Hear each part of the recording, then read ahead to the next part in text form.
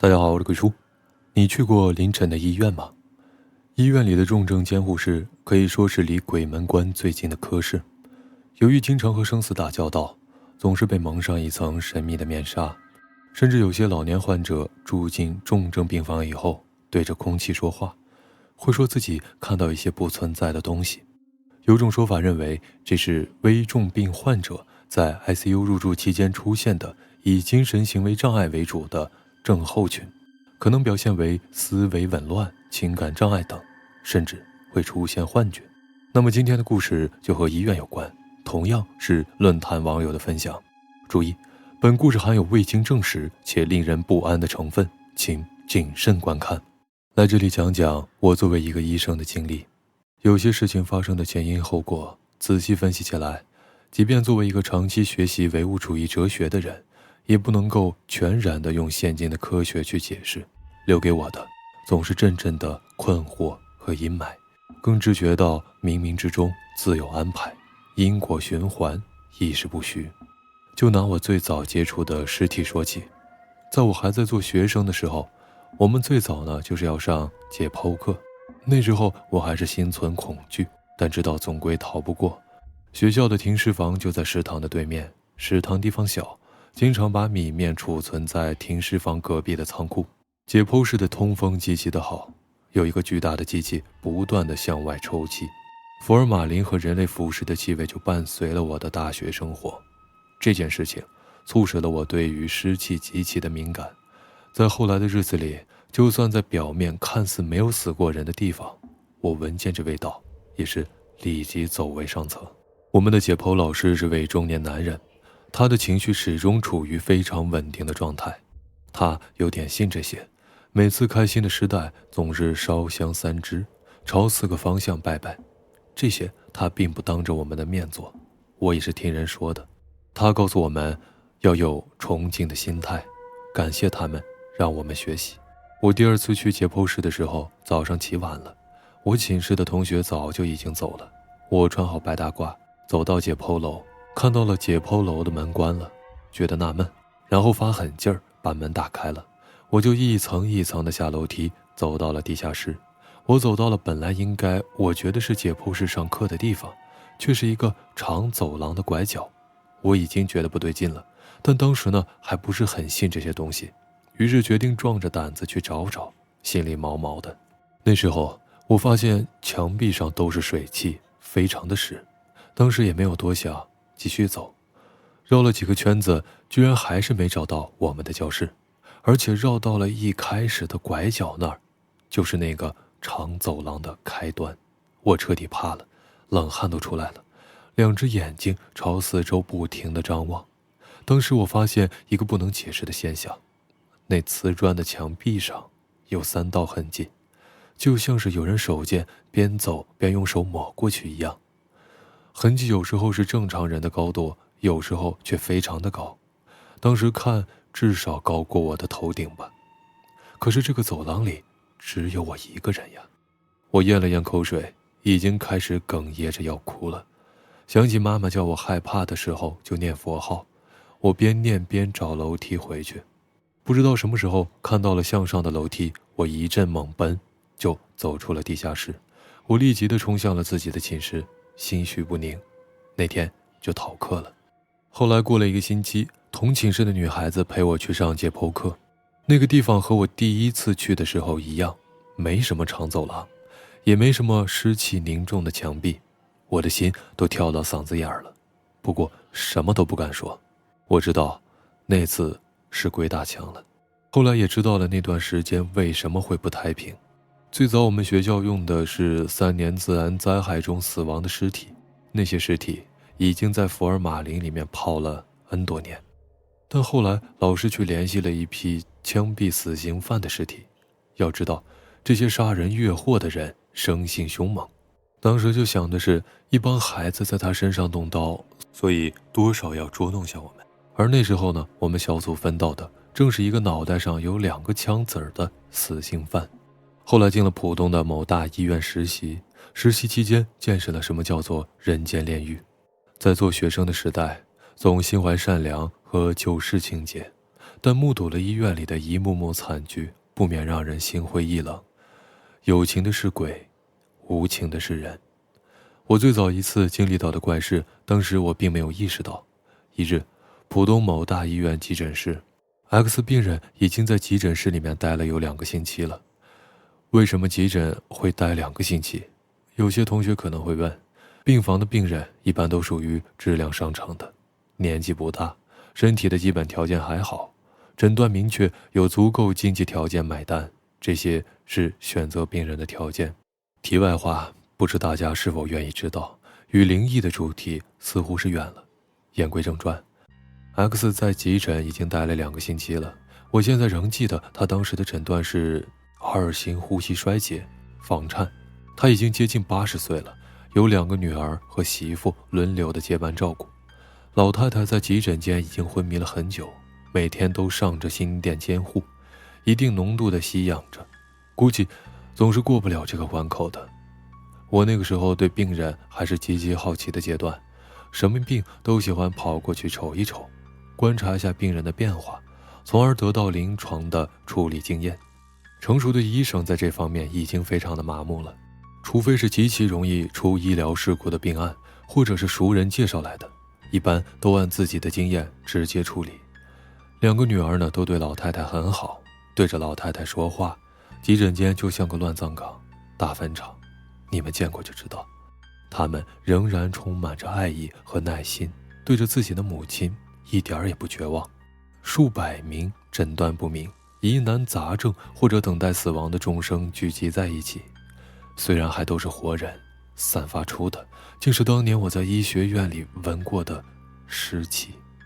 媳妇对老太太的态度很差，她对于治疗没有问题，对查房也是问2句答1句，毕竟不是老太太生的呀。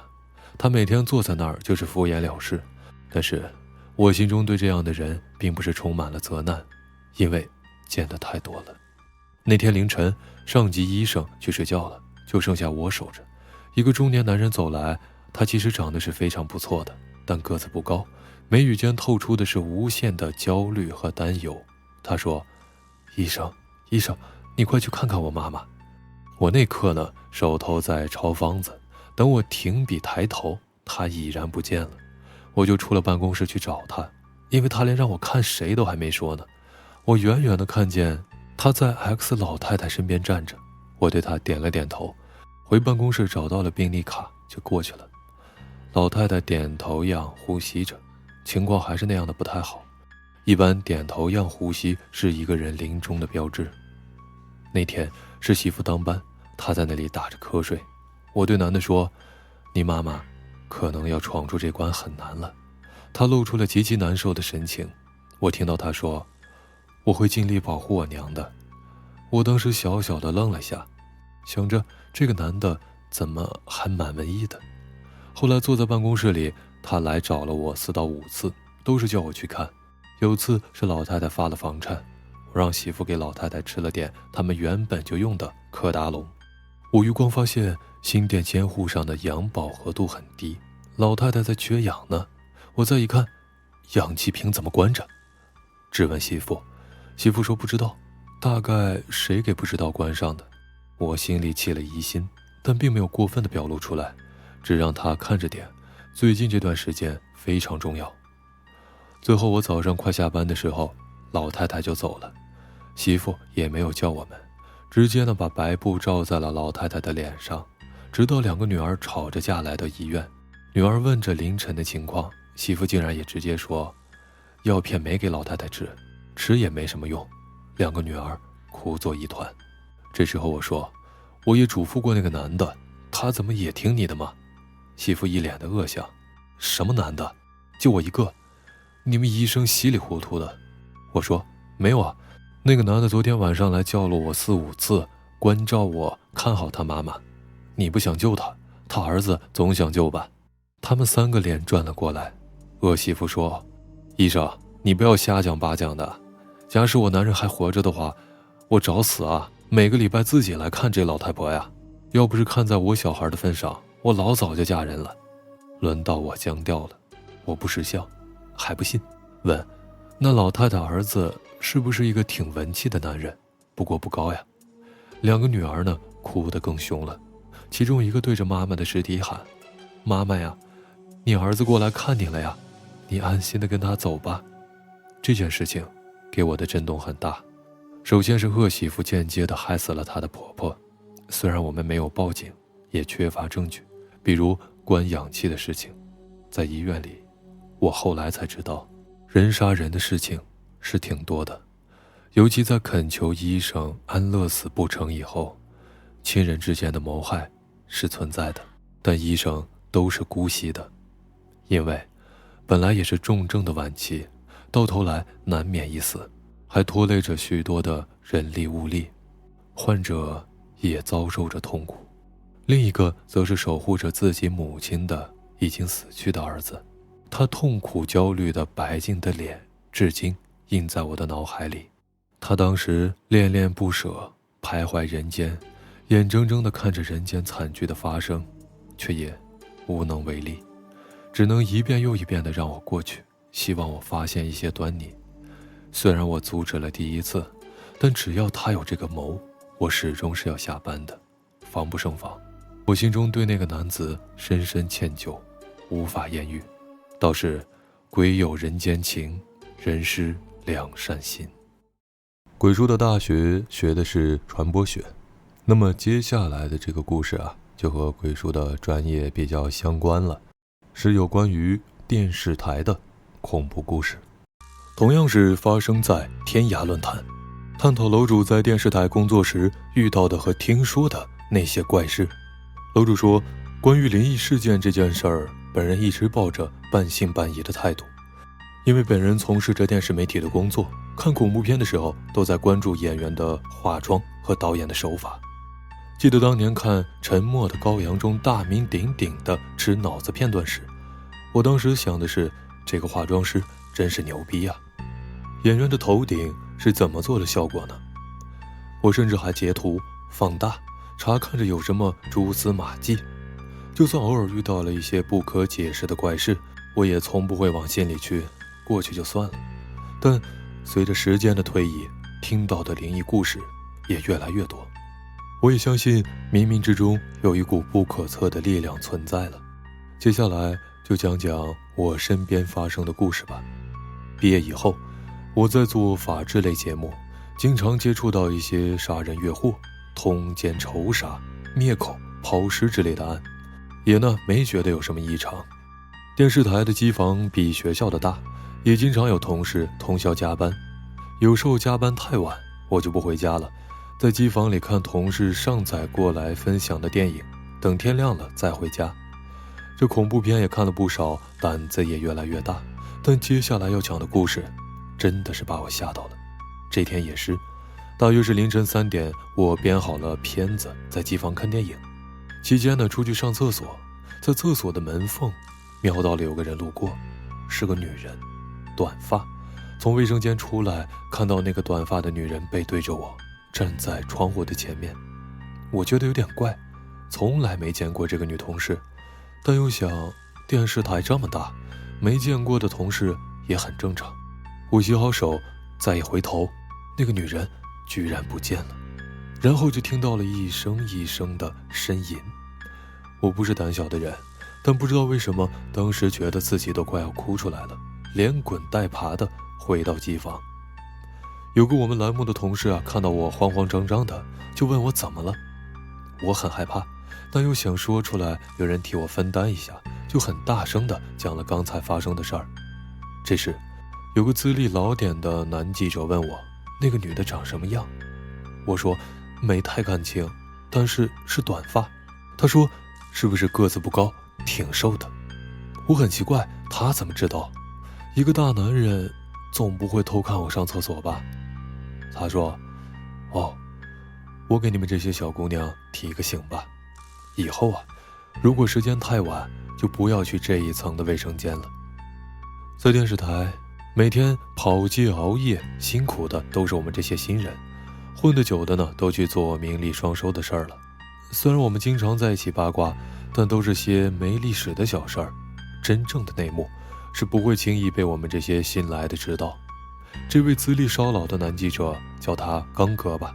虽然他兢兢业业，新闻呢也得过不少的奖，可还是在记者口。原因很简单，他是农村出来的孩子，当年凭实力考上的学校，毕业以后呢，经过重重面试、笔试，留在了电视台。但他没有背景，这么多年了，还在做着拿钱最少、干活最多的事。我好像跑题了。刚哥呢，进台比我们稍早几年，赶上了当时传得满城风雨的一件事。先前的知名主持人呢，忽然和她老公离婚了。离婚以后就被副台长提升为了某频道的总监。春风得意的她和副台长走得很近。有一次，据说要和某知名的品牌联合搞一台晚会，就在和某品牌签好合同以后，她就跳楼了。而跳楼的地方正是我们17楼的卫生间。我们当然都没见过这位主持人。刚哥说他是瘦瘦小小的，短发，一副精明强干的样子，没想到最后会惨死。至于他被副台长提升、离婚以及和某知名品牌之间的关系，又是不可说不可说的了。故事到这里并没有完。我的另一个女同事呢，我们俩先后进台的，我就叫她小鹿吧。小鹿是个生性腼腆的姑娘，说话细声细气的。我很喜欢这种个性的女孩，可能是因为我神经大条吧。干什么事呢都风风火火，越是自己不具备的，就越羡慕别人。后来我看了一点相学方面的书，说小鹿这种姑娘是天生的中气不足，就是说容易犯鬼神。她家庭条件挺好的，刚进台呢就买了车。有时碰巧和她一起加班呢，我就蹭她的车。我在厕所遇到的那件事之后，在家里放了几只桃枝，随身的带了一小包的朱砂，还买了一串黑曜石的手链戴着。而且很长的时间呢，我都不敢深夜加班，白天不吃饭的赶工作，尽量在10点之前离开。天黑了以后不喝水，为了不上厕所。我在厕所遇到的事情，我也和小鹿说了。其实我和很多人都说了，也算是给他们提个醒吧。其实我是好意，小鹿呢却以为我在吓他。这天我和小鹿都在加班，到了8点，我还有一点没弄完，但我就打算明天早上起个大早赶过来把它做完。小鹿说他不想早起，要今晚就弄完。临走的时候，我还特别的嘱咐他早点回家。可是第2天之后，小鹿就再没来电视台上班了。别误会啊，他还活着，只是辞职了。他辞职很久以后，有一次找我吃饭，说要谢谢我。谢谢我什么呢？我们都有很长一段时间没联系过了。再见到他，发觉他比以前更瘦了。他说他大病了一场，然后给我讲了他辞职的原因。他的离职手续都是他爸爸过来帮他办的。他爸爸说小鹿身体不舒服，不适应电视台的高强度工作。那天晚上11点，加班的同事陆陆续续走了一些，只剩下了几个男同事。小鹿去卫生间上厕所，一开始好好的，后来就一直听到隔壁有人敲挡板。小鹿以为隔壁的人没带纸，就应了一声，这敲击声就消失了。可是并没有人搭腔。小鹿低头从挡板下面看了看，这隔壁没有人呀。这时候小鹿想到了我说的话，就有点害怕了。他慌忙地从卫生间出来，想着赶紧地回机房。我们大楼的建筑格局有点奇怪，从外面看是一个圆柱体，所以在里面走要一直的拐弯。从卫生间到机房的这条路，我们每天不知道要走多少次。可怜的小鹿就在这条每天要走几十次的路上迷路了，怎么走也走不回到机房。小鹿害怕的一路哭着骂着，据说骂脏话可以解开这种事儿，但还是找不到机房。小鹿就想着从楼梯间走到上面一层去看看，他也不敢坐电梯。我们楼梯间的大门上都会有楼层号，小鹿爬了一晚上的楼梯，每一层的楼层号都是17。小鹿说，她最后的记忆是一个女人的呻吟声和哭声混杂着向她呼啸而来，而之后的事儿她就不记得了。第二天早上呢，打扫卫生的阿姨发现了瘫倒在卫生间的小鹿。阿姨叫醒小鹿以后，小鹿红肿着眼睛冲出了大楼，开车回家了。她说，她回家的路上感觉自己能看到自己，就像是灵魂出窍的感觉。她自己坐在后排的座椅上，看着驾驶座上有一个短发的女人在开车。如果坐在车子的后排，应该可以从倒后镜看到驾驶员的脸才对，可小鹿从倒后镜却看不清那个女人的脸。小鹿一直问，你要带我去哪儿？那个短发的女人普通话非常标准地回答他，回家呀，回我们家。后来小鹿就撞车了，撞在了路边的隔离带上，整个车子都歪在了隔离带。直到交警出现，小鹿神志才清醒了一些。医生说小鹿很幸运，他的肋骨骨折，但没有伤到内脏，膝盖骨也裂了。有医学常识的同学们都知道，这只是骨外伤，不需要开刀，也不存在感染的可能性。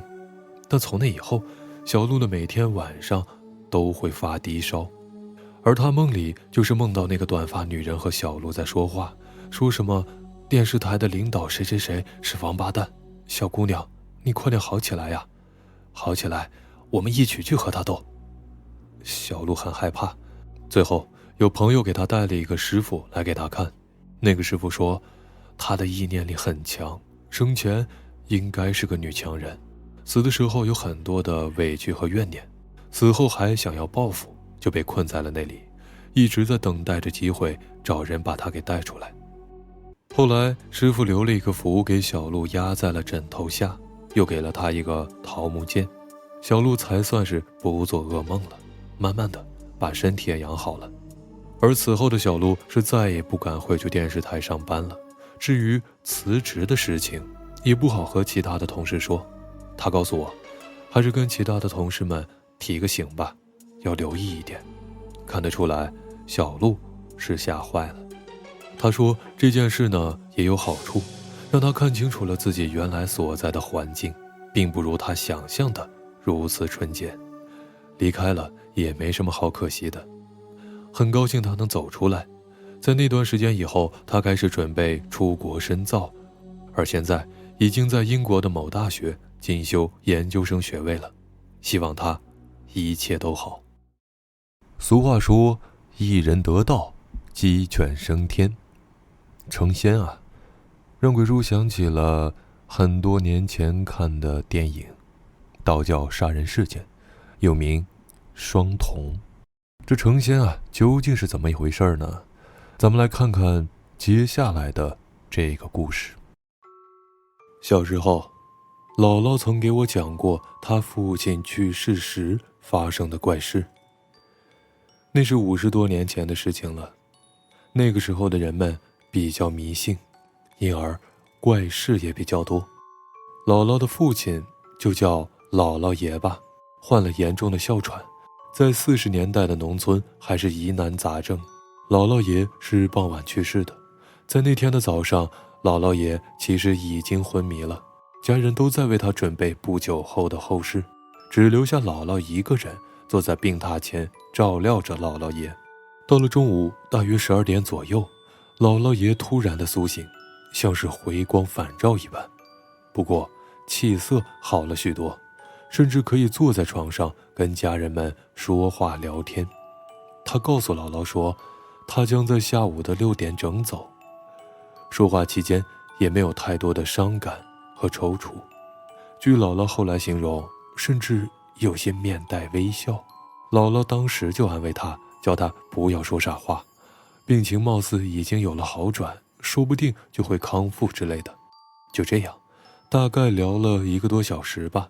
姥爷说他累了，想睡觉，就躺下了，接着又进入了昏迷状态。家里人都觉得挺奇怪的。到了下午5点多钟，一只硕大的猫头鹰飞临了老家的旧屋上空，停在了敞开的房门之上。家人当时正忙于料理后事，也没人赶他走。到了6点整，姥姥爷爷是商人，家里有着钟表。姥姥的大哥突然说道：爹不行了，他鼻孔前没有气了。家人瞬间都围了上来，姥姥爷已然的驾鹤西归了。正在这时，外面突然刮起了大风，不一会儿甚至开始飘起了雪花。那是农历9月的山东济南，这个时候下雪是很少见的天象。此时房门上的大猫头鹰也兀地悲嚎着飞走了，家人们无不称奇。这第二件怪事是发生在我小时候，那时候的我总去姥姥家，当时姥姥住在工厂的宿舍，那是一大片的平房，向西边走不多远就是天津老城的护城河强子河，现在已经填平了。那河上呢有一座小桥，连着对岸的公园。就在这简陋的小桥下面栖息着一个人。为什么用栖息这个词呢？此人当时的年纪不大，也就30多岁，他衣着褴褛，满脸的污泥，平时呢总是疯疯癫癫的看些快烂掉的古书，嘴里还振振有词。我们小孩子呢都管他叫刘半仙。听大人们讲，这个刘半仙的祖上啊是响当当的大官僚，家中极其的富裕。60年的劫粮渡荒时候，整个那一片的人家都饿的是脸色发蓝，这唯独刘家人有钱，能从农村买来粮食。但是刘家的老人们心地善良，总是接济粮食给周围的邻居。后来遇到了10年的动荡，刘家败落，刘半仙儿的父母双双的被迫害致死。最后呢，只剩下了刘半仙背井离乡的去逃荒了。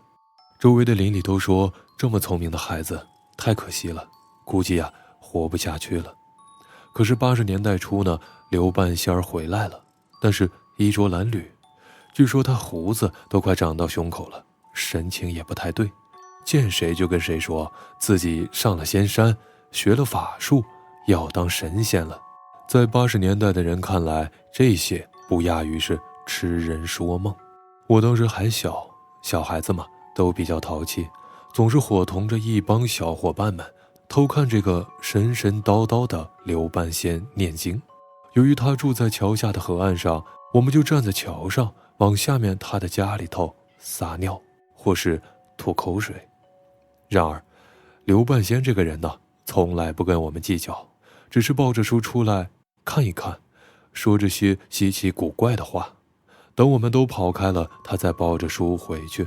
虽然刘半仙呢一天到晚的念经念个不停，家里除了稻草床和一些捡来的瓶瓶罐罐，再无任何有价值的东西，但是听大人们说，刘半仙非常的有钱，甚至有好几张的100元大钞。90年100元的大钞可是不多见的呀。这样过了几年，我已经稍微大了一些，不怎么去姥姥家了。后来应该是1992年，刘半仙消失不见了。据说是有一天傍晚，桥下着了火，人们来救火时，见到这火苗竟然是从刘半仙的身上往外冒的。刘呢也不动，依旧是坐在那里，冲着众人微微的笑着。也奇怪啊，这火呢怎么都扑不灭，人们只好眼睁睁地看着刘半仙被活活的烧死。再后来，等到火自然的消退，人们纷纷去看，据说什么都没剩下，一点儿的尸体残骸都没有。要知道，自然界失火，无论如何都能剩下些躯体残肢之类的。当然，除了火葬场的高炉火不同，这以后啊，人们都说刘半仙疯了，他自己放火把自己给烧死了。可也有人说，刘半仙成了仙，升天了。以此往后，众说纷纭。还有一件小事啊，估计很多人也经历过，那就是有的时候什么小东西掉在了地上，滚进了桌子底下、柜子底下，可是当你趴在地上拿着手电照着去找的时候，却怎么也找不到。可明明是自己亲眼所见滚进了柜子底下，却无论如何也找不见。我自己也遇到过很多次这样的事情。有的东西呢，很长时间之后，在一个不可能的地方突然出现，有的则再也无踪无影了。我一直都想弄清楚这种事情的原因，可无论是风水学、阴阳学、自然科学都解释不通。我现在认为那些东西大概是滚入了什么亚空间之类的地方去了。还有一个故事呢，是我妈妈曾经给我讲的。当她还是小孩子的时候，她家住在了一片平房，也就是上面提到的工厂宿舍。那时候呢，街坊邻居的关系要比现在亲密得多得多。张家的两口子打架了，李家的儿子当兵了，王家的闺女跟宋家的二小子谈恋爱了，等等的八卦新闻在坊间流传极快极广。那时候街坊邻居都知道有一家的儿子极其不孝，但是家长们太疼爱这个儿子，总是逆来顺受。据妈妈说，最令人难以忍受的一件是在10年动荡中，那小子带着人抄自己的家，批斗他老爹。有一次他爸爸被拉去批斗了好几天才回来，要知道当时可是时值寒冬，却只允许他老人家穿一件很单薄的衣服，而那小子却不让他爸进家门。于是老人只得默默地站在门前，哆哆嗦嗦地求他儿子开门。但是他儿子却骂骂咧咧地吼道：“你是大地主，黑五类，我要和你划清界限，我已经跟你断绝了父子关系，你滚！”街坊邻居呢，听着无不为老人伤心，同时呢也恨着他儿子，但是也没办法，谁也不敢开门收留老人。而老人的老伴估计因为惧于儿子的淫威，也不敢去开门。老人就这么叫了一夜的门。据妈妈说，后半夜听到了老人在呜咽的抽泣。早上有人出来看到老人一头撞死在了他家门边的墙上，鲜血洒在地上凝成了冰，而衣服都被泪水浸湿了。众人一声叹息。再后来大概过了7、8年，有一年夏天午饭后，突然天空响起了雷声，轰轰作响。妈妈说她亲眼看到了一个斗大的火球从天而降，就落在了姥姥家附近。火球落在地上像炸雷一样巨响，再弹起，击穿了那不孝之子家的大木门，停在了屋子的中堂，据说是悬浮在半空的。那时候呢，那小子正和他妈妈吃着午饭，看到了这个火球，也是吓得脸都绿了，不知所措。老人们呢都比较迷信，赶紧的叫他儿子跪在地上。那时候呢，10年的动荡已快结束，而那小子也成熟了些，不那么混了，赶紧扑通一声的跪在地上。可那火球呢依旧是悬在那里。他妈妈也许是疼儿子，毕竟是独生子，也赶紧的跪下了，口中说道：“都是我的错，你就饶了他吧。”后来的火球呢抖了几下，噌的烧穿了屋顶，飞上天去，不见踪影。当时围观了很多的街坊邻居，都看到了这个奇怪的事情。我对我妈妈的描述深信不疑。后来阅读了书籍，发现了这种现象真实存在，叫做球形闪电。但是这种现象的形成原理，科学也无法明确肯定。好了，今天的故事到这里就结束了。你有想起过什么恐怖遭遇吗？本期结束，下期不见不散。